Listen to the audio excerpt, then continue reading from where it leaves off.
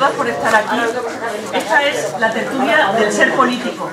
Podría ser la tertulia de cualquier cosa, porque el señor que tenemos aquí es todo. Es Dios. Bueno, no es Dios, pero yo le admiro muchísimo. ¿Cuáles son nuestras responsabilidades actuales como ciudadanos del mundo? Esta es la propuesta de pregunta ante su propuesta, que es retos globales y responsabilidades internacionales. Es la propuesta de don Federico Mayor Zaragoza. Yo siempre le escribo diciéndole don Federico, cuando lo veo cerca y cariñoso, ya le tuteo. Presidente de la Fundación Cultura de Paz, farmacéutico, profesor, poeta, político y alto funcionario internacional español. Fue director general de la UNESCO entre 1987 y 1999. 12 años donde todos nos beneficiamos, también los españoles, que no los recordamos. Gracias, don Federico, por estar aquí. Es un honor para mí, para el Ateneo de Madrid, contar con su presencia y su palabra. Adelante. Bueno, pues decirles que voy a hacer una exposición sobre el tema que me preocupa mucho, de la responsabilidad que hoy tenemos todos los ciudadanos de reaccionar frente a unos retos que afectan a toda la humanidad en su conjunto y que hasta este momento lo único que han recibido por nuestra parte ha sido silencio. Estamos siendo espectadores en lugar de actores. Yo siempre recuerdo aquella frase de Garcilaso que es fantástica. Dice, yo que callar ya no podía. Bueno, pues ahora a ver si vamos todos poco a poco diciendo lo mismo y vamos diciendo, no podemos permanecer como espectadores, como si no pasara nada, únicamente yendo aquí al fútbol a gritar durante hora y media y tal y igual, que está muy bien, yo también me gusta el fútbol, pero tenemos que hoy que pensar que por primera vez en la historia, y esto es lo que yo quería destacar, por eso he hablado de responsabilidades intergeneracionales, por primera vez en la historia, científicamente, estamos en una serie de procesos que son irreversibles. Y a pesar de lo que digan los negacionistas de siempre, que lo único que les interesa es el PIB, el Producto Interior Bruto, y ganar más dinero y tal, a pesar de todo lo que digan, científicamente, desde hace muchos años. Bueno, pues hasta de ver que estoy a perder el móvil. Sí, es una tragedia. Bueno, pues precisamente lo que yo quería decir es que hasta hace poco, muy poco, no podíamos expresarlo y por tanto no éramos responsables. Pero es que ahora ya podemos expresarlo.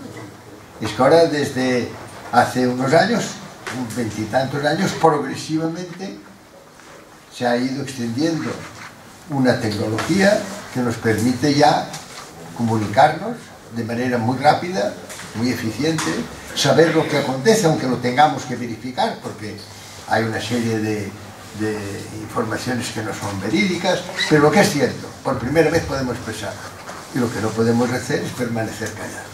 Yo lo que voy únicamente a hacer, y después me gustaría que haya las preguntas y que se establezca el debate, lo único que yo quiero aquí expresar es esto. Tenemos una responsabilidad intergeneracional enorme. Nuestra gran responsabilidad como ser vivo siempre es con nuestros descendientes. Estos son los que deben guiar. Fíjense ustedes que la primera frase de la Carta de las Naciones Unidas se manifiesta así. Dice nosotros los pueblos, no dice nosotros los gobiernos, nosotros los estados, nosotros los pueblos, la gente. Nosotros pueblos hemos resuelto evitar a las generaciones venideras el horror de la guerra. O sea, nosotros ya hemos visto la muerte, hemos visto el holocausto, el genocidio, hemos visto las víctimas, cómo se puede matar de hambre y de lo que sea a la gente. Y ahora ya decimos, hemos resuelto no hacerlo más pensando en nuestros hijos, pensando en nuestros descendientes. Conozco bien los fenómenos irreversibles, porque desde hace 60 años me dediqué a ellos como bioquímico. Es decir, una de las primeras cosas que se me ocurrió cuando tuve unas técnicas que vi que podía detectar en el niño recién nacido unas enfermedades que si se trataban inmediatamente, niño totalmente normal, una vida totalmente normal. Si no se detectan y tratan inmediatamente, para toda la vida. El daño neuronal ya no tiene remedio. Una vez las neuronas ya se destrozan, nunca más se recuperan. Y esos niños, que antes les llamábamos, mal llamados desde luego, niños subnormales, después se llamaban disminuidos, ahora se llama personas discapacitadas, lo que ustedes quieran, pero ya no tiene remedio. ¿Por qué? Porque se han alcanzado puntos de no retorno y las neuronas se han afectado. Pues bien, yo empecé a hacer precisamente esta serie de investigaciones. Al cabo de un tiempo ya se pudieron. Ahora, al sentarme me noté. Ya se ha encontrado albricia. Al quitarme el abrigo, al sentarme, noto Pues al cabo de algún tiempo, aquellas investigaciones que hice ya se llevaron a la práctica en toda España, y hoy ya se hace en la mayor parte de los países del mundo. Se llama la prueba del talón. A las 48 horas al niño se hace un análisis, y de esta manera hemos evitado en España más de 5.600 personas en estos momentos que hemos podido registrar, etcétera, etcétera. Quiero decirles que cuando hablamos de hechos irreversibles, estamos hablando hoy de lo más serio y de lo más responsable que tenemos nosotros que aceptar, porque si llegamos a deteriorar el clima de tal manera que la habitabilidad en conjunto de la Tierra se ponga en peligro, si llegamos a un momento en que el agua del mar sube, si llegamos a un momento en que las condiciones climáticas sean absolutamente intolerables, pues todo eso que parece para algunos, no, esto hay que investigarlo mejor tal, porque se están llenando los bolsillos de millones de dólares, ¿verdad? Pues hace unos años hasta tenía una cierta justificación diciendo, hombre, es que esta gente pues no cree porque no ve efectos. Todavía, en el año 1947, ya en la UNESCO hubo un director general llamado Huxley, era el hermano de Aldous Huxley, del escritor. Y Julian Huxley ya creó la Unión Internacional para la Conservación de la Naturaleza. Es decir, les digo esto para que vean que había gente que ha tenido esta visión hace muchos años.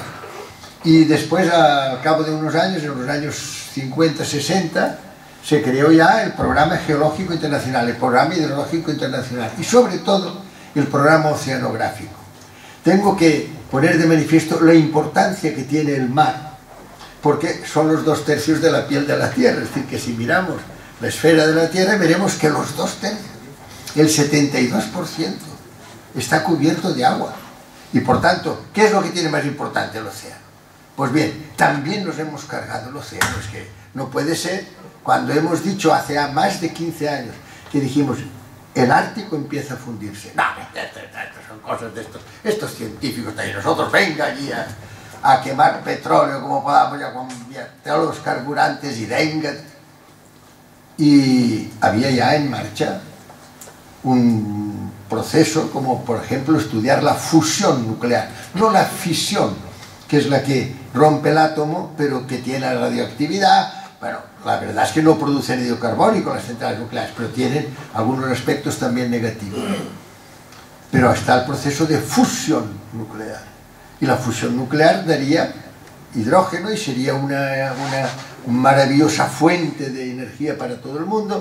Todo eso se detiene, todo eso se para, todo eso no es importante. Aquí lo importante es tener no energía atómica, sino bombas atómicas. Lo que quiero decirles es que cuando hace 15 años ya había habido Aurelio Peccei, este italiano que hacía tantos años dijo, los límites del crecimiento, no podemos estar hablando siempre de Producto Interior Bruto, que únicamente se refiere al crecimiento estrictamente económico. Lo que tenemos que hablar es de desarrollo, y de desarrollo sostenible, y desarrollo del hombre y la mujer, y desarrollo educativo. Eso es lo que tenemos que hablar. Ha habido una gran mujer, Gro Harlem Brundtland, vive todavía, fue la primer ministra de Noruega, fue la que presidió en los años 80 la Comisión de el Desarrollo Sostenible, que nos dijo esto. Nos dijo, miren, lo que hay que hacer es hacer un desarrollo que sea compatible con la vida y con la naturaleza, y que el mar siga teniendo el nivel que tiene, y que procuremos que la radiación solar sea reflejada, como era el caso por los dos grandes casquetes polares. Pues nada, todo eso que acabó en el año 1989 con esta unión de Richard Joly de UNICEF con los niños, y de Gro Harlem Brundtland con el desarrollo sostenible, y se habló del desarrollo humano. Lo que tenemos que hacer es trabajar para un desarrollo humano, para que la economía se adapte de tal manera a este desarrollo humano que no haya estas derivaciones que puede tener. Yo mismo recuerdo que tuve ocasión en un momento determinado de fomentar la instalación de 6 satélites para que vigiláramos a los barcos de los grandes transportistas de petróleo, otro de las barbaridades que se han hecho, que no contentos con ganar dinero vendiendo petróleo, pues hacían lo mismo que hacemos ahora con la deslocalización productiva. Lo hacemos todo en China o en Bangladesh, no sé cuánto, aprovechando para que así ganamos unos dineritos más. Pues los transportistas de petróleo, en los fondos de sus tanques, después de la destilación del petróleo, quedaban unos residuos que, en lugar de ir a las instalaciones portuarias oportunas y lavarlo y dejarlo allí y utilizarlo, se puede utilizar para la producción de alquitrán y de carreteras, en fin, otras producciones, en lugar de esto, para ganar más dinerito, lo lavaban en medio del mar. Lo siguen lavando en medio del mar.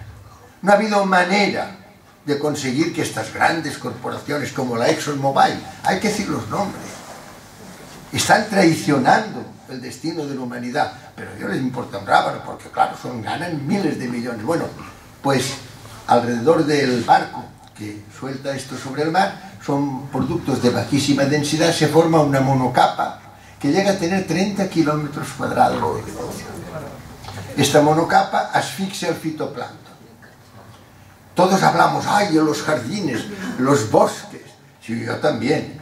¿Cómo no voy a hablar yo bien de los bosques y de que haya todo lo que pueda ser de clorofila, que es la que absorbe, como ustedes saben, el anhídrido carbónico? Pero el 82% de la recaptura de anhídrido carbónico no lo hacen las selvas y los bosques, la hace el fitoplancton marino. ¿Por qué? Porque hay el 72%, es la piel de la tierra. Pues bien, hemos deteriorado en tal manera esta reabsorción, esta recaptura del anhídrido carbónico, que ya lo ven lo que está pasando. Se está fundiendo el Ártico. Hace 10 años ya lo advertimos, no pasa nada, y de momento nos hemos encontrado que de 1.200.000 kilómetros cuadrados de permafrost, de hielo permanente desde siglos que teníamos en el Ártico, pues ya no nos quedan más que unos 120.000 o 130.000. No puede ser. Un disparate. ¿Por qué? Pues porque ahora los rayos solares entran dentro del agua. Antes eran reflejados por el hielo. Ahora entran, es decir, calientan el agua. Pero sobre todo, lo peor de todo, ya se sabía también, que el permafrost, este hielo, tiene grandes bolsas de un gas, que es el gas metano, y el gas metano es 23 veces más dañino para la atmósfera que el anhídrido carbónico. Bueno, pues todo eso, dicho por científicos, un año, otro año, repetido y tal, ni nos han escuchado. Me ha gustado mucho antes cuando hablaba de la palabra. La palabra es que la han desprestigiado totalmente. Aquí el que manda, manda. Aquí los que mandan en estos momentos son unos cuantos grandes consorcios mercantiles, grandes consorcios, incluso están por encima de los estados. Y hubo, en el año 2015, hubo un momento de gran esperanza. ¿Por qué? Pues porque coincidieron una serie de factores, como pasa siempre, eran humanos, y había un presidente llamado Obama que dijo no. Primero, no más guerras, no más invasiones, porque después decimos, estos terroristas, hombre, nosotros, como ustedes saben, en las islas de las Azores había 3 personajes que decidieron, basados en la mentira, invadir Irak, basados en la mentira. ¿Qué les interesaba? Lo que interesaba también cuando se asesinó a Gaddafi. ¿Interesaba Trípoli? No, interesaba Benghazi, que es donde está el petróleo y el gas. ¿Qué interesaba de la invasión? Interesaba derribar, como han dicho, a un dictador. Pues no, lo que interesaba era el petróleo de Mosul. ¿Y qué interesa ahora de Venezuela? El petróleo. ¿Y qué interesa ahora de Bolivia? El litio. ¿Y qué interesado siempre de Chile? El cobre. ¿Y qué interesa para hacer estos teléfonos móviles que, por cierto, me complace mucho, Victoriano, que lo hayan recuperado? Pues estos teléfonos móviles se hacen con un material que se llama coltán, columbita tantalita. Y la columbita tantalita está en toda la región de los Kivu, que es la que va paralela a toda la zona de los grandes lagos de África. Pues ¿qué hemos hecho los europeos? En lugar de llegar y decir, hombre, tiene usted esta maravilla, pues vamos a compartir para que ustedes también puedan vivir dignamente. Pues no, hemos ido allí, hemos comprado, los pobres Kivu estos fuera todos, y el Banco Mundial, que antes era Banco Mundial para la Reconstrucción y el Desarrollo. Ahora es Banco Mundial. Le han quitado el apellido y ahora hay otro banco y tal. Y el Banco Mundial, ¿dónde está? En Washington. ¿Y el Fondo Monetario Internacional dónde está? En Washington. ¿Y la Organización de Estados Americanos dónde está? En Washington. Hay que reconocer que desde hace unos años, sobre todo en los años 80, hubo un momento, como les decía, pues que, hombre, pues parece ser, porque estaba Nelson Mandela, que demostró que una persona después de estar 27 años en la cárcel puede salir con los brazos abiertos y en lugar de venganza puede proclamar conciliación y amor entre la gente, y al cabo de unos meses haber ganado uno de los aspectos más abominables que yo he conocido de racismo, que era la parte de Sudáfrica. Y había otro personaje, ahí todavía vive, ya muy enfermo, pero que se llamaba Mikhail Sergeyevich Gorbachev, que le dijo al señor Reagan, le dijo, no, mire usted, todo eso el otro hablaba de la Star Wars, la guerra en las estrellas, en las galaxias. Y el otro le contestó, a mí lo que me preocupa es la starvation, la gente que no puede comer. Y ya saben ustedes que se transformó la Unión Soviética en una comunidad de estados independientes y que las cosas cambiaron. Era un momento, bueno, pues en aquel momento el señor Reagan dice, no, a partir de ahora el G6, a partir de ahora el Partido Republicano de los Estados Unidos, el mismo Partido Republicano de los Estados Unidos, que en el año 1919 impidió que funcionara la Sociedad de Naciones, porque la Sociedad de Naciones la crea un presidente norteamericano demócrata, y dice, al acabar aquella guerra horrible, yo no sé si alguno de ustedes ha tenido ocasión de ver un álbum de la guerra del 1914 a 1918, es horrible, porque uno ve que en aquellas trincheras los soldados no morían de balas, morían de peste, de hambre, morían de frío, ver ahí todo. Son cosas terribles. Y cuando llega Wilson y dice, nunca más, esto nunca más, vamos a crear en Suiza la Sociedad de Naciones, también llamada Liga de Naciones, y de esta manera ya tendremos una manera muy clara. A partir de ahora la palabra, a partir de ahora la conciliación, a partir de ahora la democracia, a partir de ahora la diplomacia para tratar los temas. Siempre habrá conflictos, pero se resolverán por la discusión, la conversación. Pues bien, los mismos que acompañaban al presidente Wilson le dijeron, ¿se encuentra bien, presidente? Porque dice usted unas cosas tan... Bueno, al llegar a los Estados Unidos, el Partido Republicano separó al señor Wilson y dijo, esto de la Sociedad de Naciones nada, y se dio la inmensa incongruencia que debería explicarse estas cosas, se deberían saber, y se debería, esto sí que se debería explicar para que todo el mundo supiera lo que pasó en aquel momento. El Partido Republicano cometió la inmensa incongruencia de que los Estados Unidos cuyo presidente había fundado la Sociedad de Naciones, nunca pertenecieron a la Sociedad de Naciones.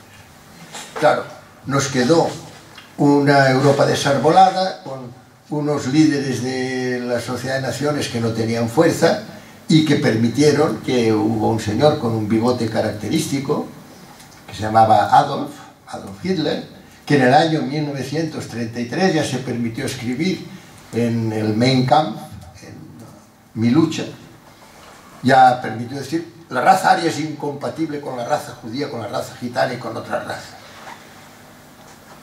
Y claro, ¿incompatible qué significa? Pues significa que ellos son superiores. El primer ejemplo de gran supremacismo contemporáneo lo da Adolf Hitler. Y entonces había un señor en Italia llamado Benito Mussolini. Y en este caso con razón, hay que darle la razón, hay que decir: hombre, los arios no, al lado de los romanos. ¿Pero qué me cuenta usted de los arios, hombre? Los arios son... Los romanos llevamos siglos aquí dando... Y entonces él crea el fascismo frente al nazismo. Y había en el este, muy lejos, allí en Japón, un señor que era Hirohito, el emperador de... ya saben que era el imperio del sol naciente, ¿verdad? Que se creó el plan que le propuso el general Tanaka, y que saben lo que hizo, pues dijo lo mismo, dijo: los japoneses, en todo el este los japoneses. Y empezaron a tragarse a Manchuria, a China, a Indochina, y al final, mes de enero del año 1941, atacan a los Estados Unidos de Norteamérica, en Pearl Harbor. Es decir, se lo digo todo eso para que vean ustedes hasta qué punto tenemos una historia muy reciente que demuestra que el gran enemigo de la posibilidad de que funcionen unos sistemas multilaterales, donde estemos todos, donde pueda prevalecer la palabra, donde los conflictos no se resuelvan por la fuerza, sino que se resuelvan a través de la conversación, del diálogo, de la diplomacia, pues son siempre los mismos. El Partido Republicano de los Estados Unidos, este es el gran responsable. Y por eso, yo recuerdo esto, recuerdo que el señor Reagan dijo: G6, a partir de ahora, G6. Hombre, 6 países. Y como decía el profesor Juan Antonio Carrillo, 6, después el G7, pues el G8, pues el G20. Es el G1, es el G1, y además siempre Partido Republicano.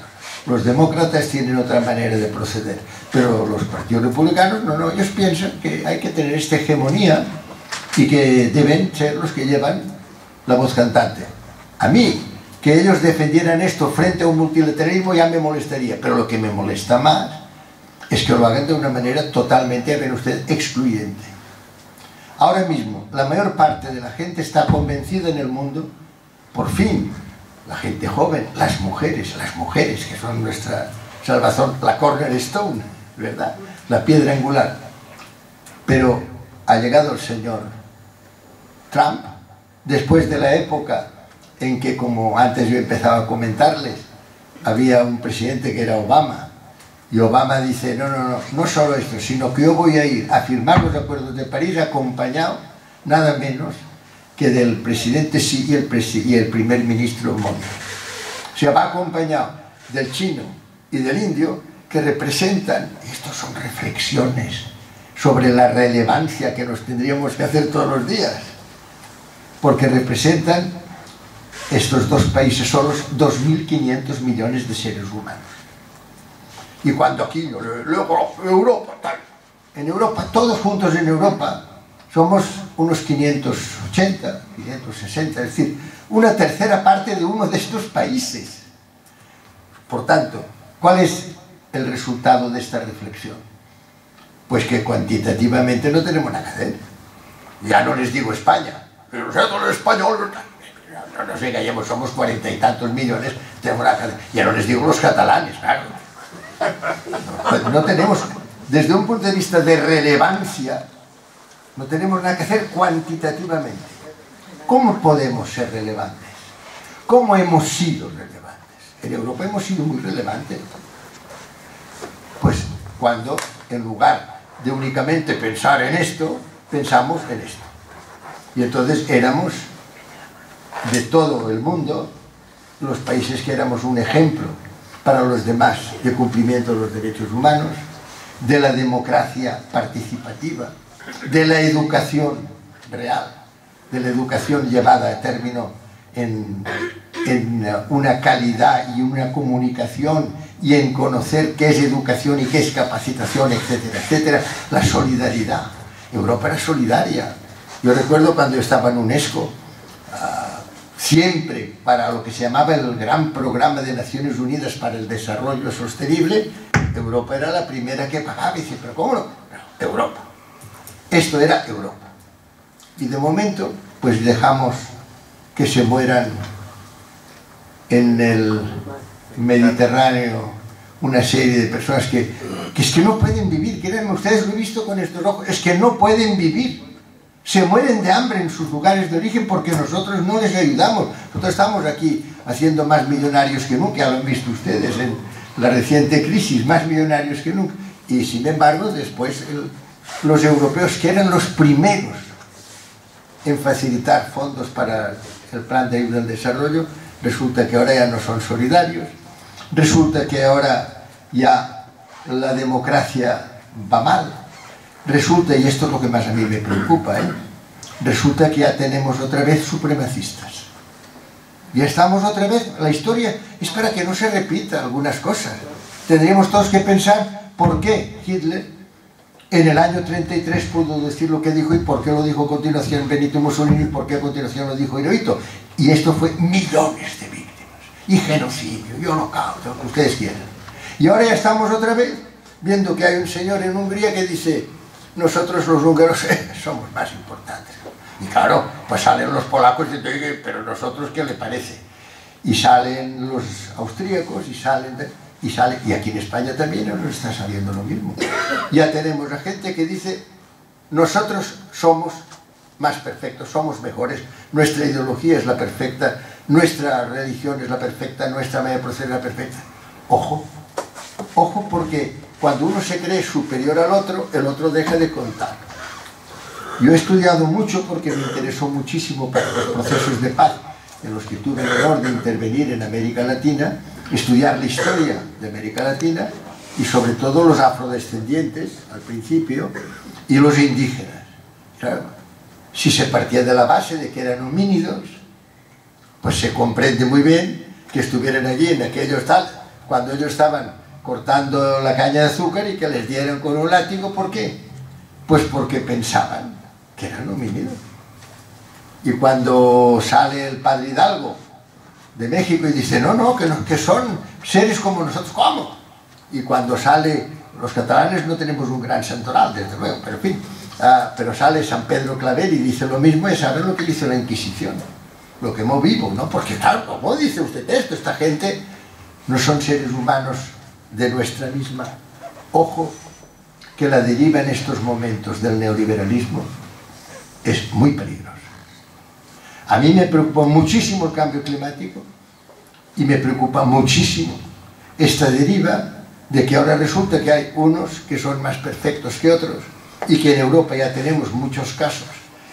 Si Olof Palme en Suecia, que era el ejemplo, siempre la referencia, resucitara, estoy seguro que pedía morirse al cabo de 5 minutos. ¿Por qué? Pues porque se daría cuenta de que aquello que él apreciaba tanto, que era la igualdad, la igual dignidad, todos los seres humanos, todo eso está dejando, se está desapareciendo. Es la deriva neoliberal, de todas, a mi modo de ver, la más peligrosa. Y que poco a poco nosotros que ya podemos ahora expresar, antes no podíamos, ahora ya podemos. Antes la mujer no pintaba nada, ahora ya empieza a estar casi en total pie de igualdad con el hombre. ¡Qué maravilla! Esto era lo que estábamos soñando, esto es lo que habíamos dicho que iba a solucionar todas las cosas. ¿Por qué seguimos silenciosos? ¿Por qué seguimos callados? ¿Por qué seguimos las universidades? Yo hace poco he hecho un gran llamamiento a la comunidad científica, académica, intelectual, literaria. He hecho un gran llamamiento diciendo, oigan, ¿qué hacemos? No, es que resulta que no paga la Comunidad de Madrid. Aquí está una comunidad de un gran poder que no debería dejar ni un solo día de expresar sus puntos de vista. ¿Por qué? Pues porque deberíamos favorecer la movilización de la gente, que ahora ya puede movilizarse, no solo presencialmente, que ha habido presencias, sobre todo de mujeres, manifestaciones magníficas, pero ahora se puede hacer en el ciberespacio. Ahora se podrían poner, en lugar de escribir solo te quiero mucho, te espero tomar café, pues también se puede decir, señor Trump, no, dejaremos de comprar productos norteamericanos. Como él en el fondo es un magnate que lo único que hace es manejar todos esos temas, decirle, usted está yendo contra la humanidad en su conjunto, usted está afectando el porvenir de nuestros hijos y de nuestros nietos, y no lo vamos a consentir.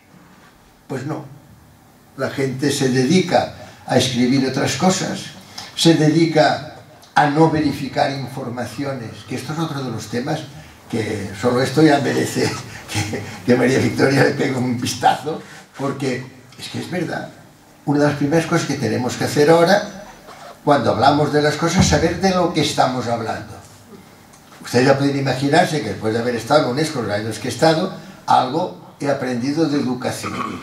En España hemos tenido grandes pedagogos, y tenemos hoy gente muy buena, de la Cortina, tenemos a Alejandro Tiara, tenemos gente de primera clase.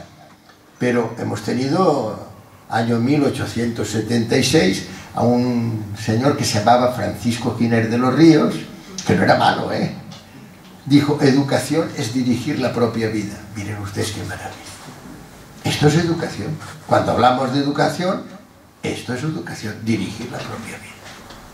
Y sin embargo, ahora aquí estamos todos bailando alrededor de unos informes, los llamados informes PISA, famosos informes PISA, que son informes hechos por una gran organización, que yo la respeto en los aspectos concernientes a la economía, que es la OECD, pero que de educación nos venga a dar lecciones la OECD. Hombre, no. ¿Qué dice los informes PISA? Pues que dice que los niños españoles deben aprender más inglés o más matemáticas o más química. Bueno, pues uno puede saber mucho inglés, puede saber muchas matemáticas o mucha física y puede ser un perfecto maleducado. Es porque se confunde educación con capacitación. La capacitación es la que nos permite hablar inglés o hablar otro idioma o saber más matemáticas. Esto es capacitación. Educación, lo dice maravillosamente el artículo 1 de la Constitución de la UNESCO, es ser libre y responsable. Por eso yo he mencionado voy a intervenir hablando de libertad y responsabilidad. Fíjense ustedes qué definición más preciosa. Artículo 1. Educado es ser libre y ser responsable. Y para eso tenemos que saber muy bien que la libertad nos tiene que llevar a decir lo que nosotros pensamos y no actuar más al dictado de nadie. Y no permanecer silencioso, y no permanecer obediente, y tenemos que, con firmeza, demostrar que a partir de ahora es la palabra y no la fuerza la que debe prevalecer. Yo siempre he admirado a Blas de Otero, porque sabe lo que le pasó, pero al final dijo, me queda la palabra. El verbo. Es que en el principio fue el verbo. En el principio fue el verbo. Eso es San Juan. No, esto sí, esto viene de otro lado. Sí. Que no está mal. En el principio era el verbo y el verbo estaba en Dios y el verbo era Dios. Pero esto está también muy bien, pero bueno, lo que es cierto es que lo que nos queda es la palabra y esto es lo que tiene que llevarnos hoy a actuar de manera distinta.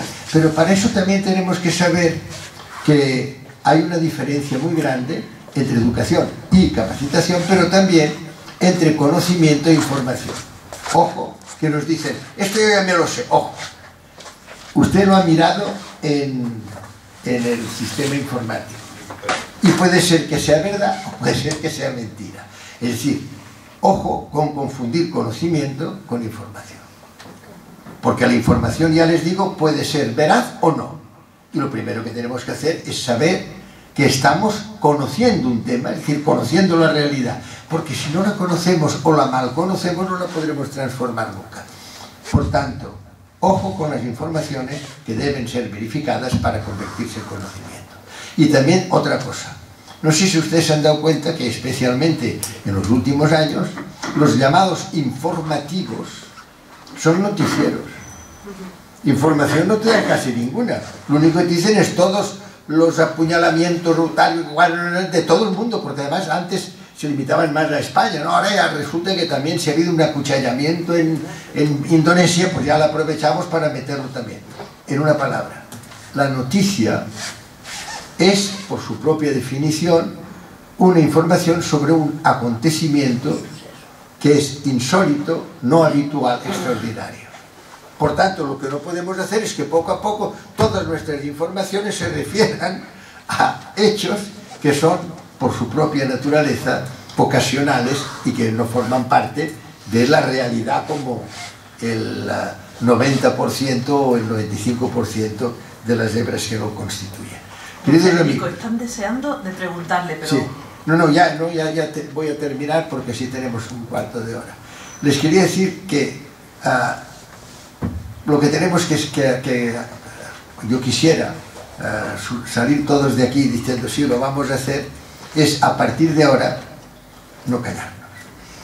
Yo he escrito un pequeño librito cuando tuvimos la suerte de aquel 15M tener a un José Luis San Pedro. José Luis San Pedro, que fíjense que dijo a los jóvenes: tendréis que cambiar de rumbo, que se dice mucho, tenéis que cambiar de rumbo, pero le añadió, y de nave, y de nave. O sea, a ver si sabemos cambiar de rumbo y nave. Y estaba Stefan Hessel, dos personajes extraordinarios. Es curioso que fueran dos nonagenarios los que movilizaron a la gente joven. Bueno, pero lo que es cierto es que era un momento de gran esperanza. Y yo lo que quisiera era que nos quedara un poco aquello que yo dije, yo que tanto callar ya no podía, que dijo Garcilaso, yo lo puse en un pequeño librito, como ellos hicieron con lo de implicados y lo de indignados, un pequeño librito que se llama Delito de Silencio. Yo creo que en estos momentos no podemos seguir callados. En estos momentos ya todos podemos expresarnos, ya todos podemos poner lo que pensamos del señor Trump o de lo que nos parezca y tal y cual. No nos callemos, no seamos espectadores absolutamente como si estuviéramos en reserva de nuestras... No, ahora tenemos que implicarnos, tenemos que seguir lo que nos dijeron tanto Stefan Hessel como José Luis San Pedro. Tenemos que pensar que si no, podemos incurrir en un delito no solo de silencio, sino de complicidad. Y que por tanto yo quisiera que retos globales y responsabilidades intergeneracionales, que pensáramos que la gran responsabilidad intergeneracional que hoy tenemos es evitar que las generaciones que llegan a un paso de la nuestra se encuentren con un mundo con el clima deteriorado, con la habitabilidad de la tierra destrozada, con una capacidad casi ya no aceptable de tener que renunciar a lo que es fundamental, que es precisamente a eso, a la expresión, a la palabra, a expresar cada ser humano nuestra experiencia. Ahora que somos más viejos y que duramos más años, aprovechar la enorme experiencia de longevidad en lugar de denostarla. Todo esto es lo que yo pienso que hoy es nuestra gran responsabilidad. Muchas gracias. Muchas gracias.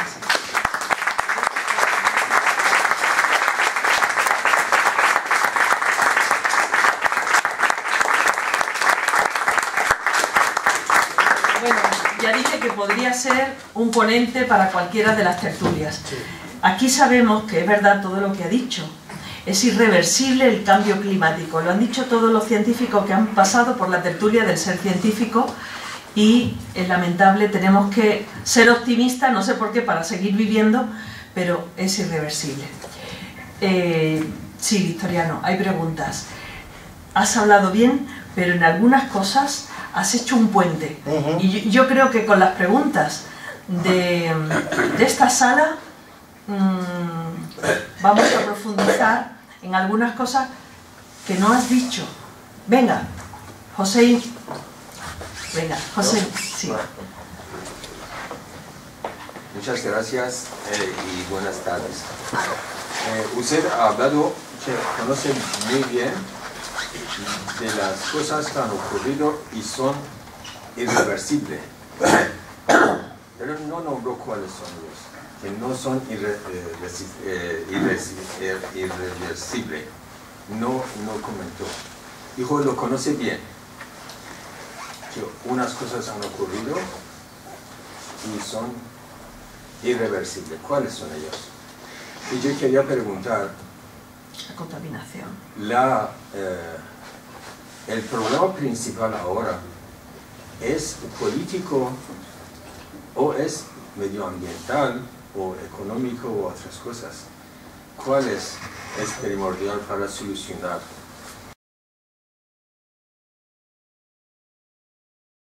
la situación actual? ¿Quieres algunas preguntas más? Veo... Gracias. Venga, 2 o 3, hasta que tú digas, vale. Encantado, señor Federico. Bueno, me ha encantado cuando ha dicho pongamos nombres a las cosas. Igual que creo que fue una falsa transición, yo creo que hubo un segundo todo queda atado y bien atado, que es cuando Aznar dejó entre Felipe y Aznar dejaron de que el servicio militar fuese obligatorio. ¿Qué ha provocado eso? Que bien, los que somos antimilitaristas, los que creemos en la defensa de que nuestro pueblo, nuestro vecindario, pues sí, tome la decisión de defenderse como quiera. Pero claro, como dijo Maxwell, que la legitimidad, el Estado es un ente creado para legitimizar la violencia armada. ¿Qué es lo que pasa?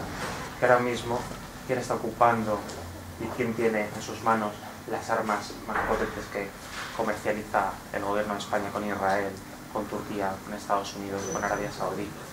La entrada de Vox y de que esas piezas que dice usted del 90% de mentes vacías, pues porque yo lo veo, porque yo lo estoy viendo aquí, vivo aquí en Lavapiés y lo estoy viendo, veo lo que hay y digo, joder, te lo ponen 2 euros, 800 euros o 850 euros para un chaval que a partir de los 16 años le comen la cabeza y claro, viene el partido que toma la mujer.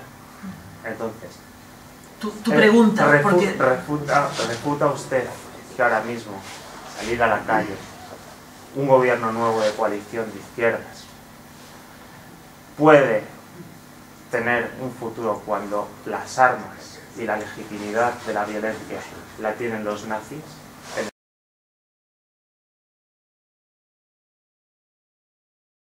España?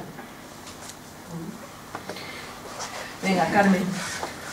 A mí me gustaría saber qué es lo que piensa usted, cuáles van a ser las consecuencias del Brexit, porque no ha hablado de ello y creo que es importante saberlo en esa...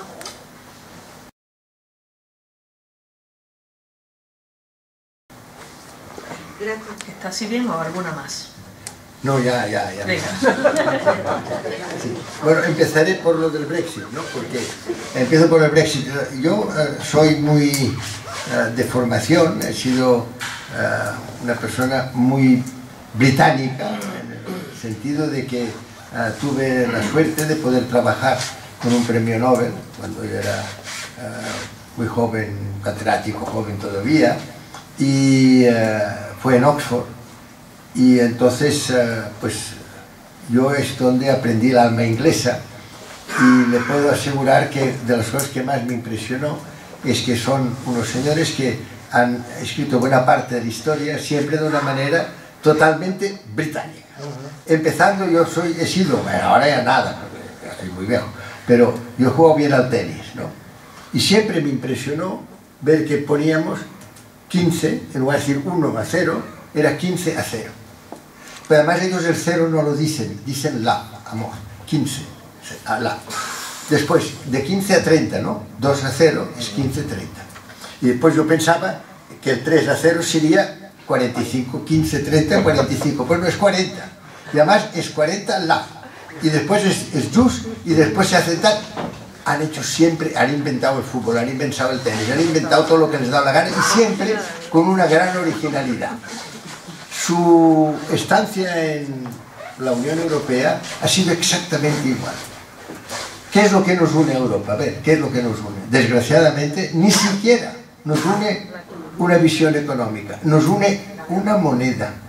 Somos una unión monetaria, exclusivamente monetaria. El sueño de Schuman, que yo tuve el honor de seguir de cerca, todo aquello se ha ido. La invención de Europa, nada. Nos hemos unido de momento, que no está mal, ¿no? Habíamos logrado al menos unirnos alrededor de una moneda. Nunca los ingleses la aceptaron, como usted sabe, siempre han tenido la libra. Después, la capital, como sabe, de la Europa política es Bruselas, pero la capital de la Europa económica es Frankfurt, ¿no? Donde está el Banco Central Europeo. En la vida, ellos han renunciado que sea City, Londres, esto es, ellos le llaman The City, o sea, la ciudad es Londres y no Frankfurt. Y después, por último, un cheque británico, que era una maravilla para que ellos permanecieran en la Unión Europea. En una palabra, yo comenté y lo escribí en uno de mis artículos, decía, ¿cómo pueden decir que se van si no han llegado? Uno para irse tiene que haber llegado antes.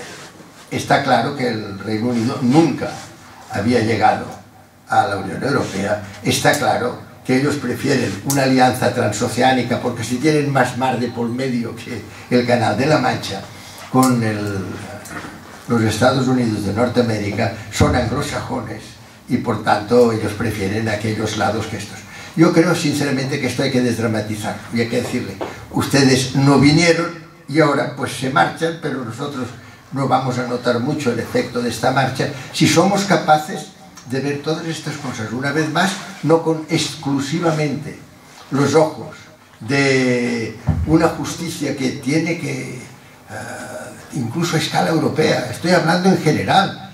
A mí me preocupó mucho cuando regresé de la UNESCO y me dijeron, no, es que esto no está mal, dice, porque en el Tribunal Constitucional hay más conservadores que progresistas. ¿Cómo? Un juez puede ser conservador o puede ser progresista. Él puede ser, desde un punto de vista social, desde un punto de vista de creencia, lo que le parezca, pero como juez tiene que ser juez. A mí un día me preguntaron, ¿usted es un científico de derechas o de izquierdas? Yo dije, no, un científico es un científico, no es ni de izquierdas ni de derechas. Yo cuando hago un análisis a un señor de Vox, no le voy a quitar 3 millones de matices porque saber que... No sé si me explico. O sea, hay que buscar, sobre todo, la neutralidad profesional. Es terrible que hoy sepamos que hay jueces que van a estar a favor del señor de Nario. No, todas estas cosas son los que, en el fondo, constituyen hoy, a mi modo de ver, los grandes temas que debemos ser capaces de sobrepasar. Y tenemos que decir, no queremos esto. Tenemos que reformar muchas cosas desde un punto de vista judicial, sobre todo no se puede judicializar la política y lo que es político se tiene que resolver políticamente. Por tanto, Brexit no le doy mucha importancia. Sí la tiene porque puede ser que tenga repercusiones económicas un poco inmediatas, pero si la tiene yo creo que será pasajero porque ellos estarían más perjudicados que nosotros. Sobre todo si Europa es capaz de recuperar un poco lo que yo les decía antes, el ser un lugar donde lo que predomina es una democracia participativa, donde lo que predomina es el reconocimiento de unos derechos humanos, etcétera, etcétera. No creo que el señor Boris Johnson sea capaz, sinceramente, de sobrellevar de una manera favorable solamente para él este tránsito del Brexit si Europa actúa firmemente. Después, me ha gustado mucho su pregunta, yo la comprendo. Álvaro, sí. Y le puedo decir una cosa, le puedo decir que, claro, yo comprendo que cuando usted habla de la transición, pues piense que en la transición que lo pudiéramos hacer mejor. Hombre, claro, todo puede hacerse mejor. Pero esto demuestra que usted no sabe lo que era la época de Franco, ni sabe usted que en la transición en realidad las mujeres no pintaban nada y que actuamos solo unos cuantos hombres, un 10%. Ya lo he dicho antes, el 90% de los españoles en aquel momento nacían, vivían y morían en unos kilómetros cuadrados y no sabían nada ni de lo que pasaba. Y decirle además algo que es importante decirle que cuando la historia se conoce en profundidad, uno se da cuenta de que hay una serie de factores, por ejemplo, que ahora mismo no se tienen en cuenta cuando se habla. ¿Y por qué no hicimos una composición federal del Estado español? Hubiera sido fantástico, porque además era lo normal. ¿Qué es eso de las comunidades autónomas? Cuando teníamos, ya desde hace años, hay dos tipos de federación, como usted sabe, una nación que tiene confederal, que tiene muchos, pluriestatal, que tiene muchos estados, el caso de Norteamérica. Una nación, muchos estados. O un estado, diversas naciones, que es lo más normal. Un estado plurinacional, esto era lo que se tenía. Y esto lo estábamos intentando hacer. Y le digo que lo estábamos intentando hacer muy juntos, porque yo soy republicano, porque yo tengo el honor de que el hermano de mi abuela fue nada menos que el primer ministro de Educación de la República Española, don Marcelino Domingo. Por cierto, aquí en el Ateneo me han encontrado una serie de datos sobre el ministro fantástico, un ministro fabuloso. Bueno, y ya se puede imaginar, por eso decía, si hubieran vivido la época de Franco, se darían cuenta de lo difícil que es llegar a una transición en donde los republicanos nos entendíamos con los otros porque sabíamos que lo único que nos importaba, y esto lo hizo muy bien don Santiago Carrillo, fue pasar de una dictadura a una democracia. Y se estuvo a punto todo eso de ir, por eso ni comunidades autónomas ni nada, porque hubo un señor que era el capitán general de Valencia, que envió una nota que decía así: roja ya, pero rota no, sacaré los tanques a la calle. Y sacó los tanques a la calle. O sea, quiero explicarle con todo esto que hay que, cuando uno hace retrospectivas, yo le comprendo, porque usted me dice, oiga, que yo vivo ahora aquí, veo lo que pasa ahora, pero que sepan que se pasaron momentos muy difíciles. En aquel momento, cuando ya tuvimos que dejar de hacer un sistema federal en España, cuando este sistema ya vimos que no podía ser la solución, tengo que comunicarle que, y dijimos, bueno, pues vamos a hacer vamos a arreglarlo con unas comunidades autónomas y todo esto tal como lo hemos hecho. Bueno, pues ha tenido un resultado durante algunos años que no ha estado mal, pero sabe que ya estaba constituido un gobierno de concentración nacional presidido por un militar. En un restaurante de Lérida se había firmado un gobierno con 14 ministros presidido por el general Armada. Digo todo eso para que usted sepa que la historia real pues se tiene que conocer para poder después establecer. Y después, cuando usted habla de armas, tiene toda la razón. Es intolerable, pero esto, ¿por qué no protestamos? ¿Por qué no protestamos cuando el señor Trump dijo, no voy a seguir los acuerdos que ha firmado mi antecesor, el señor Obama, no voy a seguir ni los acuerdos de París sobre cambio climático, ni voy a seguir los acuerdos sobre desarrollo sostenible, y además pido más dinero para defensa? 4.000 millones de dólares al día. Lo he estado escribiendo permanentemente. 4.000 millones de dólares al día, cuando hoy habrán muerto 20.000 personas de hambre en el mundo, la mayoría niñas y niños de 5 años de edad. Esto es lo que tenemos que decir. No lo toleramos ni un día más. Y tenemos que ser todos. Porque ya vemos que los que deberían protestar no protestan. ¿Por qué? Pues porque el mayor negocio del mundo, hoy el gran consorcio que está movilizando el mundo y que está, es el que antes les hablaba yo, del litio, del cobre, todo esto es militar. 4.000 millones de dólares al día. Y el señor Trump todavía quería más. Y se lo hemos dado. Y se lo hemos dado. Pero usted me ha citado España. España, antes yo se lo decía, España es irrelevante en todo esto. Aquí podemos hacer, son 4 cositas. Ahora, quiere usted razón en una cosa. Deberíamos dar el ejemplo de que no. Y no lo damos. Pero al lado de los grandes y sobre todo los Estados Unidos, el Partido Republicano, al lado de la Lockheed Martin, al lado de la Boeing, al lado de la Halliburton, somos vamos, moscas que no pintamos nada. Pero el principio me parece muy bien lo que usted dice. El principio es que tenemos a muchas cosas que aprender a decir que no. Y sobre todo, cuando hay un G7, tendríamos ya que decir que basta de G7, que queremos, hombre, perdonen que yo esto lo mantenga, que queremos a las Naciones Unidas, que queremos al menos estar todos juntos allí para poder hablar de nuestros temas, porque, a ver, lo que han hecho es que nos han marginado. Ya ve usted que las Naciones Unidas, adiós, muy buena. Y está la guerra de Siria. ¿Por qué la guerra de Siria?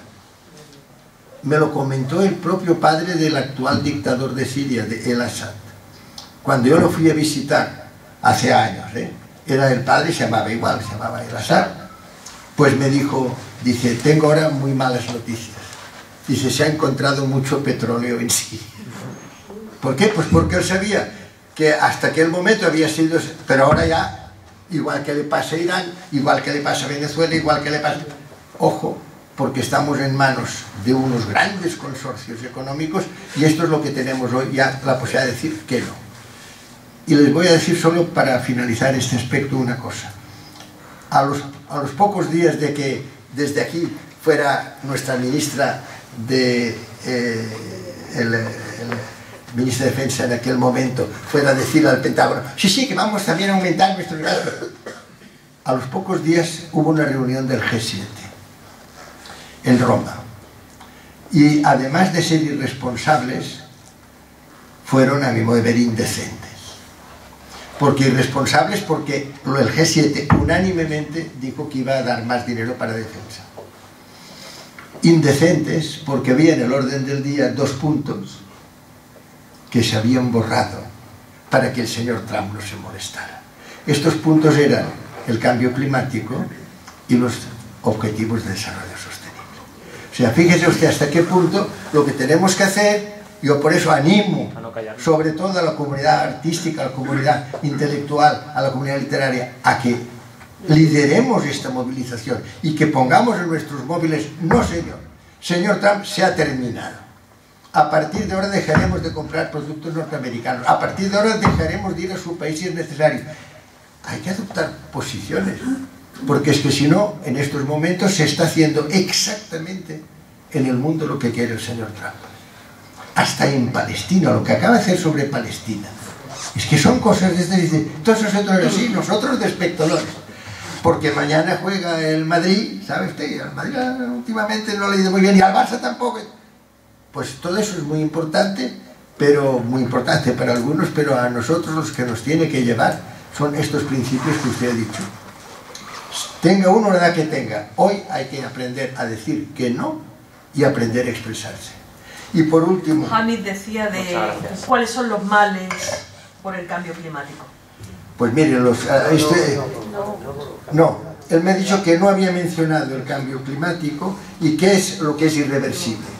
No, lo que es irreversible, bueno, pues esto, fíjese, ya le he dicho antes que esto con el Club de Roma y el señor Aurelio Pecheiro lo venimos tratando desde el año 72, es decir, que ha pasado mucho tiempo. Y hay de todo eso, todos los detalles que usted quiera científicos, hay un panel de Naciones Unidas de primer rigor científico. Lo peor de todo, en cuanto a irreversibilidad, es que se alteren de tal manera las condiciones, por ejemplo, de la temperatura del agua, que provoquen unos cambios súbitos, que no quiere decir que nunca se haya dado, por ejemplo, que en el mes de diciembre haya hecho calor. Quizá alguna vez ha pasado, pero lo que antes podía ser una cosa totalmente excepcional en un siglo, ahora se convierte en algo que pasa ya, primero pasaba cada lustro, después ahora ya está pasando cada año, y si seguimos así, pueden llegar a ser unos fenómenos que por su carácter irreversible, igual que los de las neuronas, por su carácter irreversible, ya sabemos ahora que no va a volverse nunca más a tener un casquete de hielo en el Ártico. Ya se fundió, ya se acabó. Irreversible, ¿ve? Esto es un hecho irreversible. Otro hecho irreversible. Está en la Antártida, ya por primera vez en la Antártida, empieza a haber grietas. Otro hecho irreversible. En el Everest había, vamos a suponer, arriba del todo, había 1,5 metros de nieve helada o de hielo. En estos momentos ya no queda más que, no llega a 1 metro. No puede ser. Estamos haciendo que haya fenómenos irreversibles, sobre todo de afección climática. Pero claro, esta irreversibilidad va unida a la habitabilidad de una tierra. Y la habitabilidad es esto, es que tengamos de momento unas zonas donde se alcancen los 62 grados de temperatura. Claro, no puede ser. Porque hasta ahora, ¿cómo lo hemos resuelto eso? En las zonas donde había más calor de todos, en el Golfo Pérsico, entonces, ya sabe lo que hemos hecho. Grandes edificios, ¿por qué? Porque son países que tienen una cantidad de dinero inmensa y todo eso va acompañado de una refrigeración formidable, es decir, de un consumo energético, es decir, de una contaminación ambiental increciendo.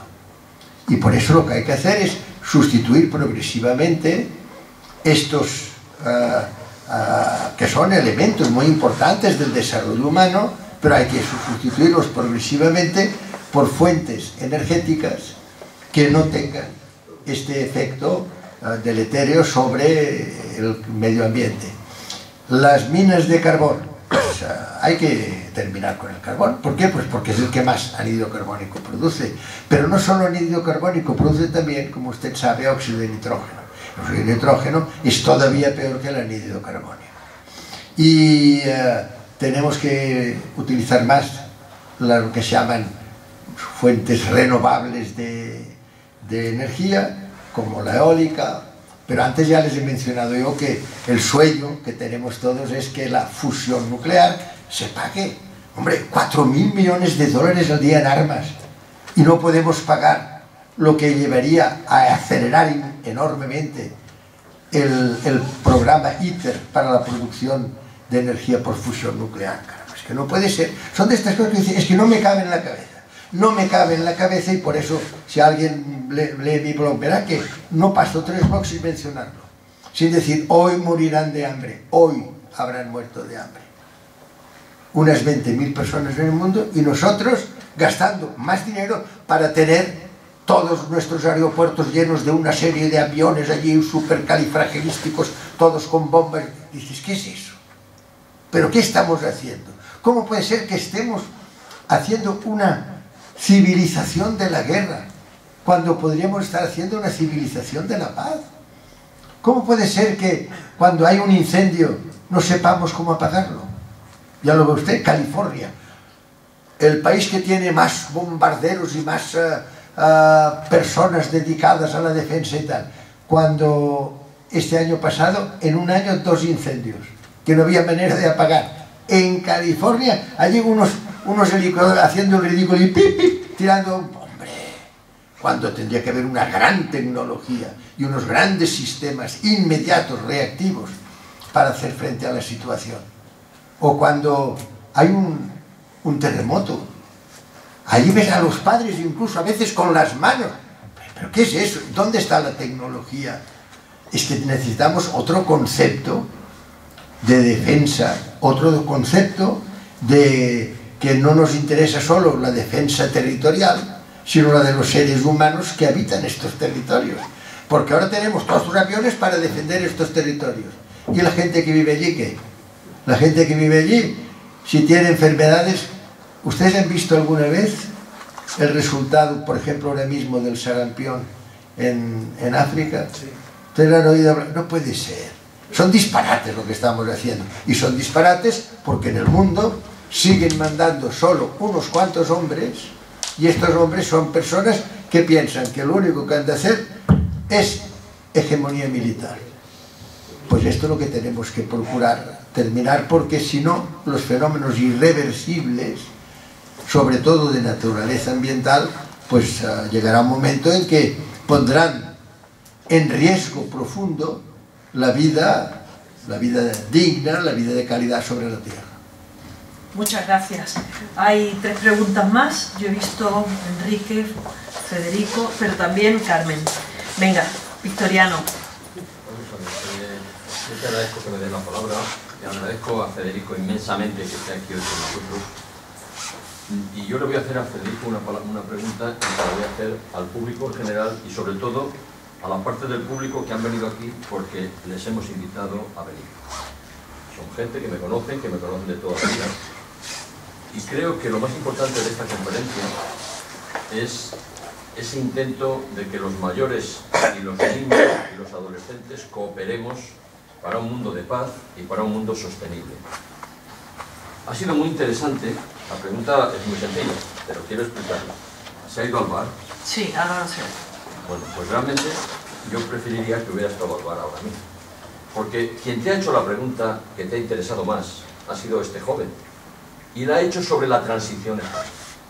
Tenemos que preguntarnos todos, ¿cómo un joven como este que conozco bien, y que es un hombre muy comprometido, no sabe lo que pasó en la transición?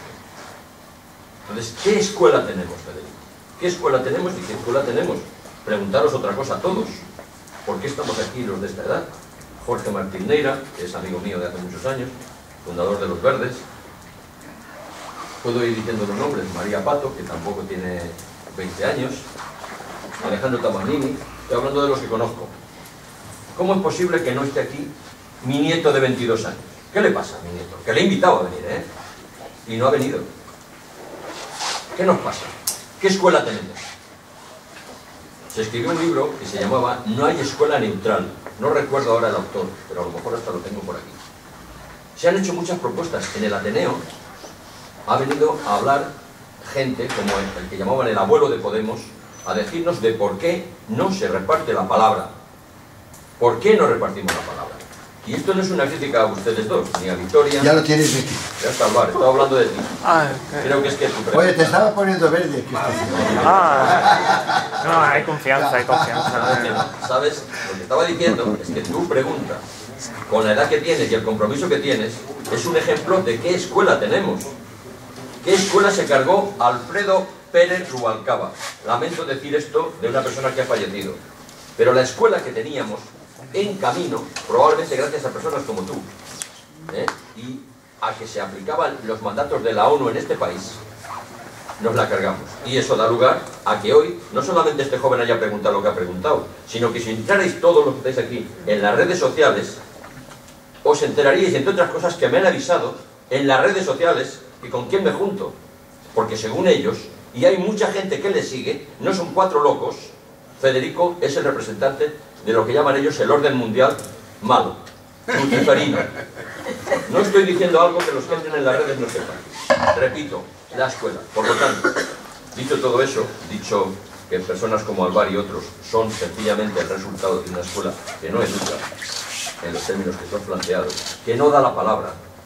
Mi pregunta es, si nosotros, algunos de los que estamos aquí, ponemos en marcha a nivel del Estado español, sabiendo que no tenemos ninguna fuerza, primero de ellos están dispuestos.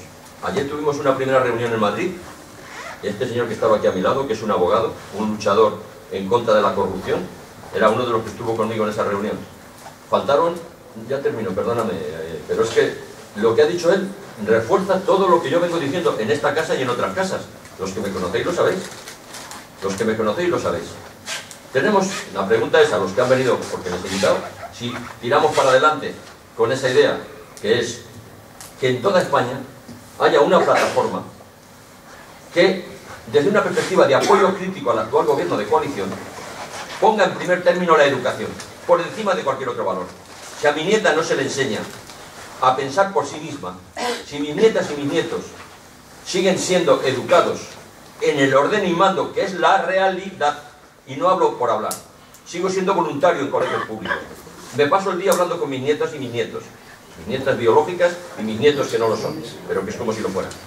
Y puedo afirmar que se sigue educando a la inmensa mayoría de nuestros hijos sin la palabra. Y ahora la pregunta es para ti, Federico.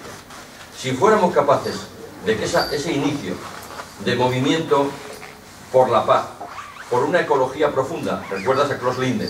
Yo tengo que agradecer públicamente a ti el apoyo a Klaus Linden. Ese sueco que vino del Congo a España porque lo trajeron los gobernantes españoles y le dejaron morir morir solo y de miseria en Algeciras, en vez de aprovechar sus conocimientos. Y el único que nos ayudó a que por lo menos tuviera pasaporte fuiste tú.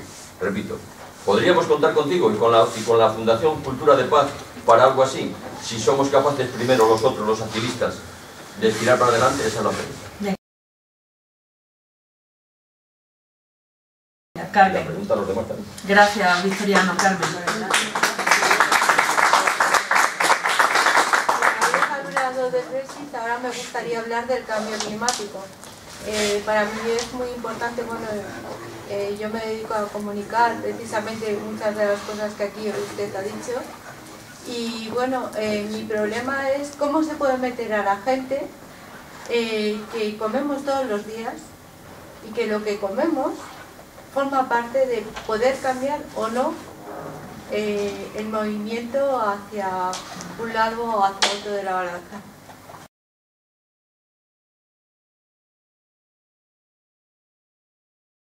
Francisco. Yo he venido aquí, señor Zaragoza. Yo soy un indiano. Mi padre era catalán. No soy venezolano. Mi padre, no, soy indiano. A mí me criaron en una burbuja catalana.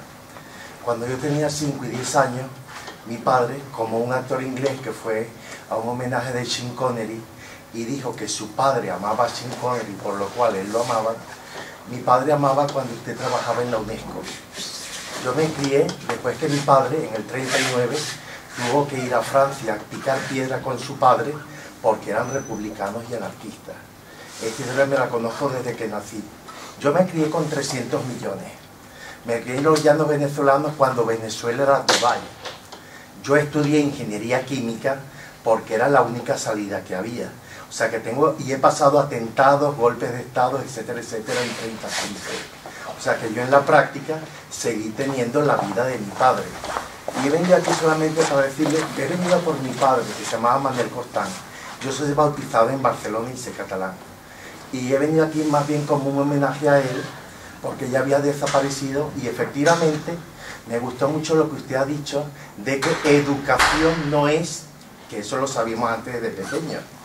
Y cuando ha dicho aquel señor lo de la relación entre generaciones, lo vivo diciendo cada día. Porque cuando yo volví en el 90 con una enfermedad muy grave, yo dije, ¿qué coño es esta España? Esta no es la España a la que yo venía de pequeño. Solamente eso he venido, solamente eso. Por algo enorme. Gracias, gracias Francisco. Encantada de verte, que hace mucho tiempo que no viene. Enrique. Yo le tengo que agradecer al señor Federico, a don Federico Mayor Zaragoza, el que haya mencionado la historia y que aquí se mencione también la educación. Y precisamente yo le agradezco a un elenco de historiadores, tanto hispanistas como hispanistas ingleses, anglosajones, como españoles, el haber detallado claramente cómo es la historia y los antecedentes de esto que se está hablando aquí, varias veces ha salido, de la transición. Según lo que está publicado en la historia y por un elenco de historiadores, voy a dar solamente 3 datos brevemente para que lo tenga en cuenta la juventud de hoy, incluso los mayores. Simplemente así.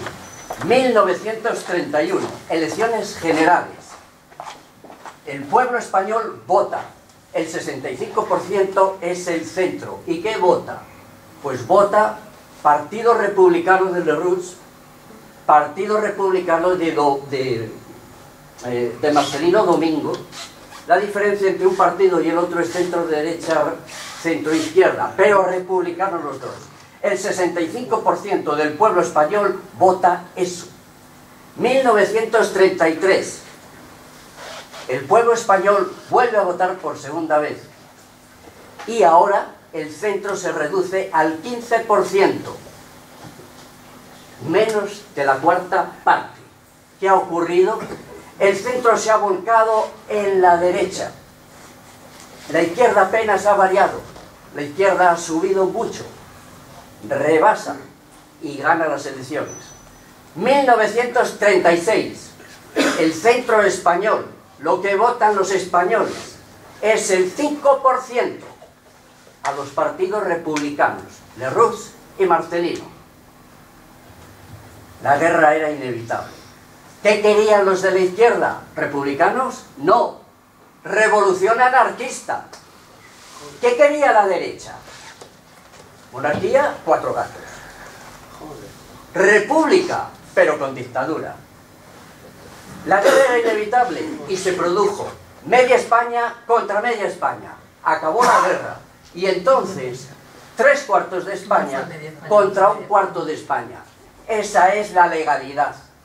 Vale. Lo que hay ahora vino de un consenso maravilloso, que lo ha mencionado el señor don Federico, y gracias a ese consenso no se volvió atrás. Pero precisamente para que a muchos les pueda fastidiar, lo siento mucho, el golpe fue de Mola, no de Franco. Franco no era un político, pero sí demostró ser un estadista, porque estuvo con los dos bandos.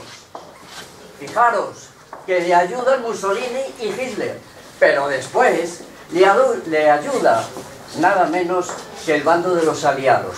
¿Quién le daba la gasolina a la República? Stalin, con el oro pagado a tocateja. ¿Quién le daba la gasolina a Franco? A diferida. La Texaco. ¿Quién es la Texaco? Estados Unidos. ¿Y la Shell? ¿Quién es la Shell? Inglaterra. Enrique, pregunta. Entonces la pregunta que yo le digo, ¿está usted de acuerdo en que realmente los países europeos, los aliados, de ninguna manera podían apoyar a una república que se había desviado hacia el anarquismo, que ni siquiera Stalin lo quería? Como dijo Pravda en una ocasión, en el 36 el anarquismo en España está empezando a ser combatido. Cuando acabe la guerra y gane la república, será aniquilado el anarquismo en España, igual que en la gloriosa Unión Soviética. Esto lo dice el IBESTIA. Gracias. Comunicación. Gracias, Enrique. Muchas gracias. Bueno, resulta que no hay mucho tiempo, pero don Federico va a contestar a todo y yo voy a hacer una pregunta. A ver. Y así se aclara lo del orden mundial. El nazismo lo vencimos, a lo mejor hay grupos pequeñitos, pero no son una amenaza. El fascismo también, el franquismo también, hay una ultraderecha, pero tampoco es una amenaza. Pero hay una amenaza, una sombra mundial, porque está en todo, está en la cultura, en el deporte, está en países comunistas. He ido a Cuba y ahí veo, y en otros países, asociaciones por la paz que son sionistas y pululan y más, y no me refiero a la suya, pero es que han crecido tantas redes, tantas asociaciones que no dicen nada. A mí no me gusta nada por la paz, porque no se puede salir ni gritar, pero sí se puede gritar no a la guerra. Cada vez que haya una amenaza, en el caso de Irán, y hemos salido, o en Libia, y también hemos salido, o en Siria, o por Palestina continuamente. ¿Pueden las democracias, con su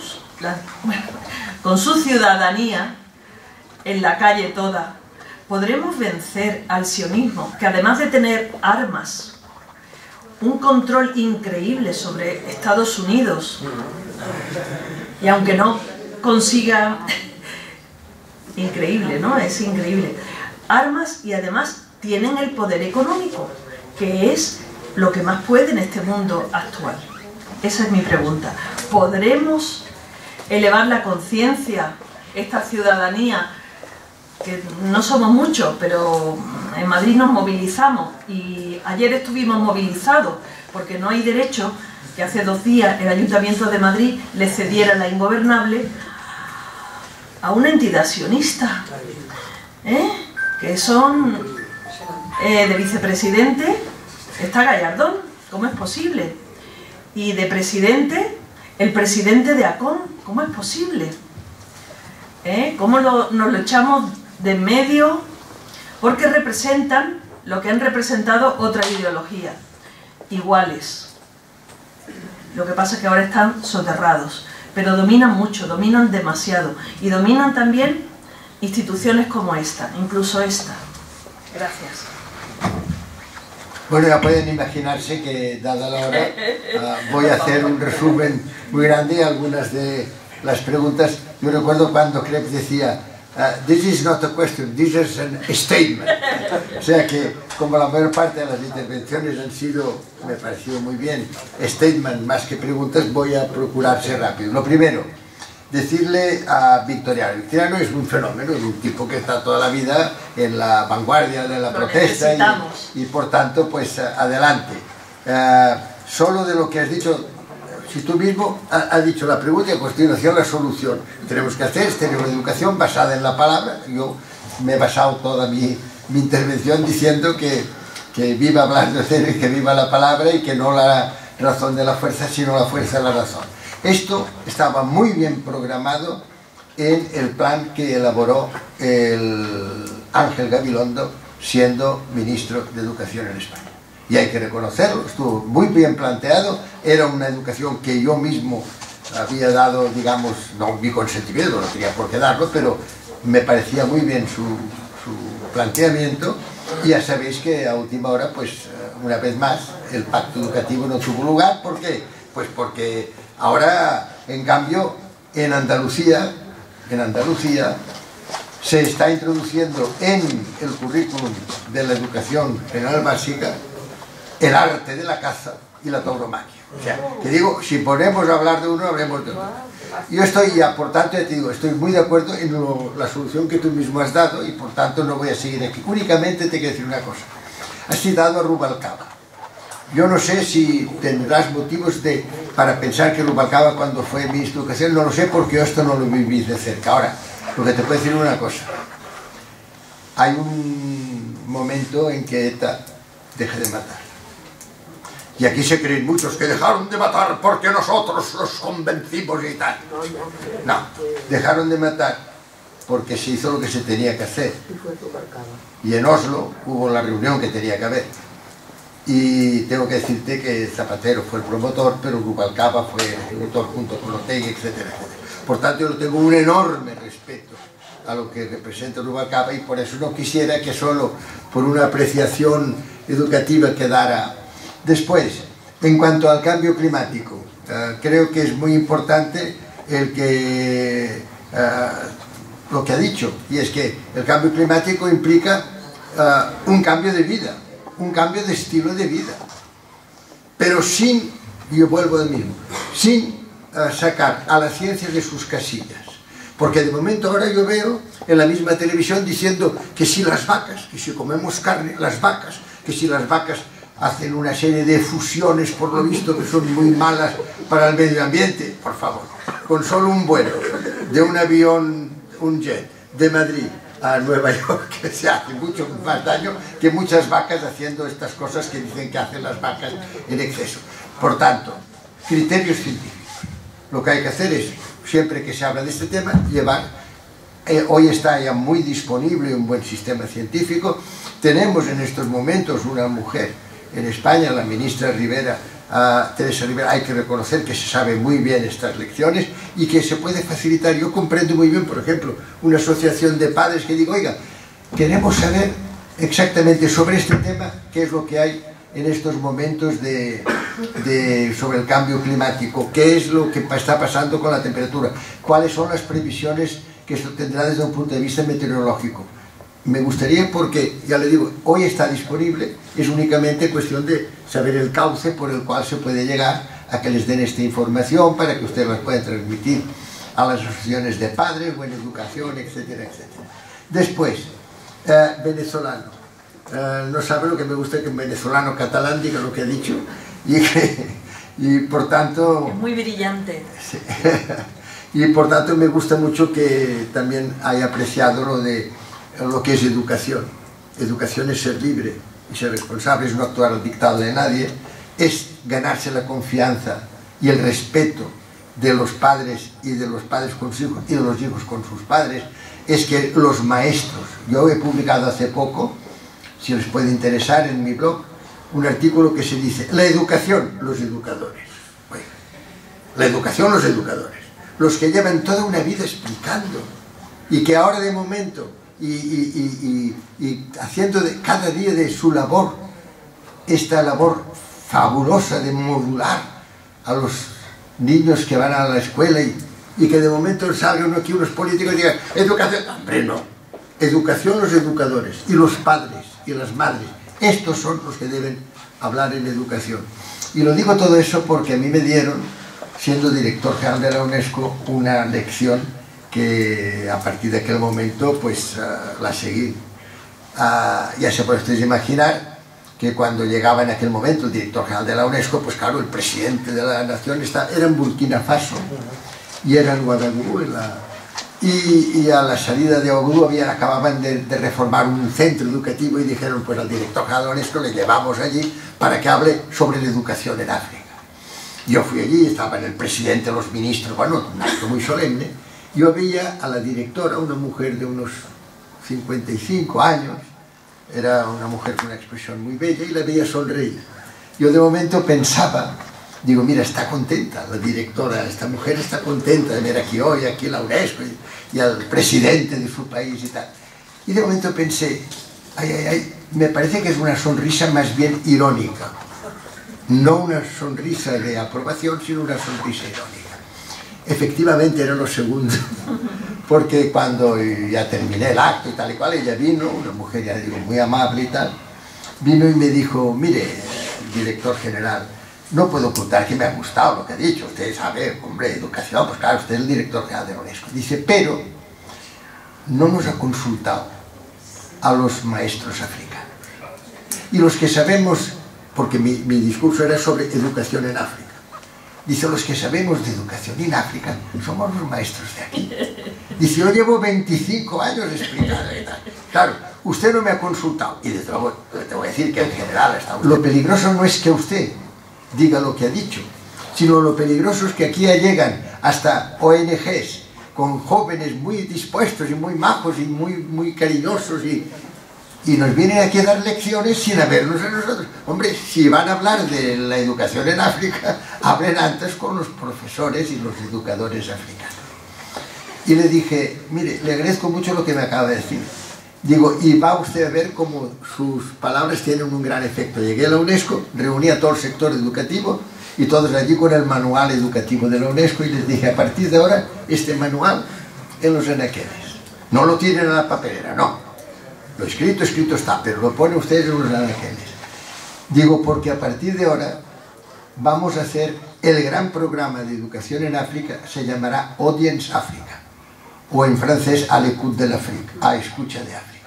Es verdad, la UNESCO lo que tiene que hacer es hacer la educación en África una vez haya consultado, haya comparado, haya visto qué es lo que piensan los educadores africanos. Y igual que creé esto, creé Audience Asia, en Asia, escucha de América Latina, así tenían que ser. Yo pienso que aquella lección que me dio aquella maestra, que después ya la escribió y le dije, oiga, mire, ya cambió todo el sistema educativo en la UNESCO, porque ahora lo basamos en la consulta a los educadores. Y para no cargarle a ella diciéndole, pues ahora usted va a presidir la reunión esta, lo que hice fue que en lugar de pedírselo a ella, se lo pedí a Graça Machel, a la mujer de Nelson Mandela, y fue ella la que presidió Audience Africa. Bueno, pues es solo para decirle que no cabe duda de que lo que tenemos que hacer es siempre respetar, en primer lugar, el conocimiento de las personas que están en aquel momento o han sido maestros. Yo por eso decía antes, oye, ahora que se viven tantos años, tenemos una cantidad de maestros y maestras, sobre todo maestras, que tienen una experiencia fabulosa. Consultémoslas antes de, y sobre todo no consultemos a algunos políticos que demuestran que no tienen ni idea de educación. Yo desde luego les puedo usted decir que en este artículo que he publicado hablo de esto con mucha firmeza y digo que ¿qué es eso del PIN? Hombre, la que nos faltaría ahora sería tener también un PIN y tener venga hombre, por favor. Bueno, Y ya no quiero acabar más. Se ha hablado del Partido Republicano. Bueno, lo de miedo es lo que ha dicho el Partido Republicano y tal. Los dos principales. Sí, no, pero yo tengo... Centro, a mí, derecha, centro, mire, izquierda, yo lo que no me gusta nunca decir que la guerra es inevitable. La guerra siempre es evitable, lo que pasa es que hemos aprendido a que no lo sé. A posteriori no se puede decir. A posteriori no se puede decir eso. Sí, bueno. Vamos a tener un gran acto republicano el día 17 de este mes. No, pero yo solo le quiero decir una cosa. Yo estoy de acuerdo en que hubo muchas cosas muy complicadas. Ahora, mire, la mujer de Marcelino Domingo, que estaba... era el ministro que, como sabía un poco de idiomas y tal, pues era el que se dedicaba a buscar fondos para la causa republicana durante la guerra. En el mes de febrero del año 1938, es decir, faltaba un año todavía para acabar la guerra, escribe a un hermano de Marcelino Domingo que estaba exiliado en Cuba y le dice: perderemos la guerra. Dice: Hitler y Mussolini son muy fuertes, y los Estados Unidos y Gran Bretaña muy débiles. Y hay que reconocer que fue así. Hay que reconocer, el mismo día en que don Manuel Azaña cruza la frontera, nos reconocen al general Franco como... O sea que, le digo esto para que veamos que fue un sistema muy complicado, en que se mezclaron muchas cosas, pero que una vez más, no nos engañemos, aquí lo que prevaleció fue la influencia en aquel momento enorme de Alemania, y también... Yo diría la de Stalin. Yo diría la de Stalin, que no quería anarquistas de ninguna manera. Sí. No, pero Stalin era muy importante, pero en aquel momento, y la prueba es que estamos hablando del año 39, ¿no? Los aviones que bombardeaban Guernica no eran de Stalin, ¿eh? ¿Qué? Los que se cargaron Alcalá de Henares. Los aviones que bombardearon... Sí, pues por eso... Sí. A Guernica. Y los que bombardearon en Granollers eran de Mussolini. O sea, lo digo porque tenemos que mirar muchas cosas antes de pronunciarnos sobre un tema que yo encuentro que pero es se olvida que es media España contra media España. No, fue un golpe militar. Un golpe de estado de un asesino. Un golpe militar, vale. Yo no quiero. Yo únicamente lo que le quería decir...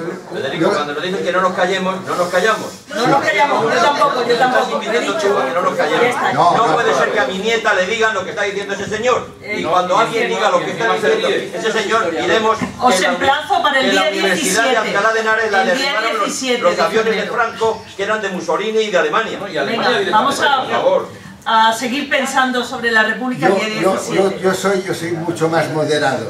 Yo pienso que todo el mundo tiene que ser escuchado y que, por tanto, la palabra no es que para que prevalezca una sobre las otras, pero sí decirle que en aquel momento tenemos que pensar que no se había todavía empezado la guerra.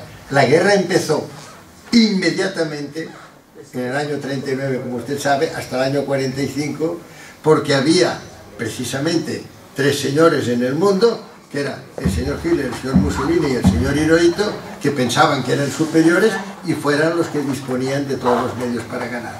Y finalmente decirle a esta mujer, decirle al organizador, ya, final, la solución está en el multilateralismo democrático.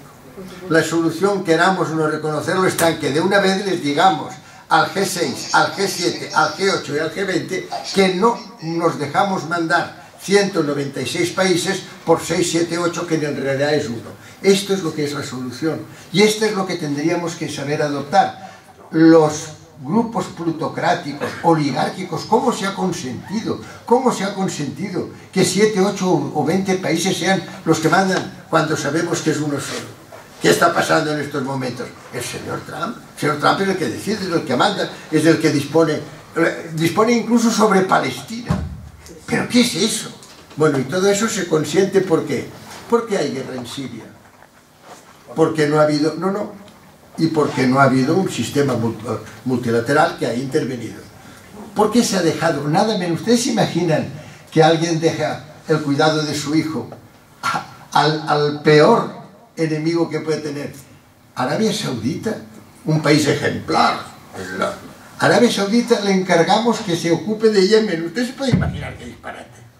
Cuando existen las Naciones Unidas, que son las que tienen que hacer eso, pero claro, las Naciones Unidas las marginan totalmente y, también tengo que decirlo, no ha habido voces como las hubo en su momento. El año 88-89 hubo Reagan que dice el G6, pero hay gente en aquel momento como Mitterrand, como Ruth Lubbers o como la Broja Rebrun que dicen no señor, aquí nosotros hacemos en Europa lo que nos parece que tengamos que hacer.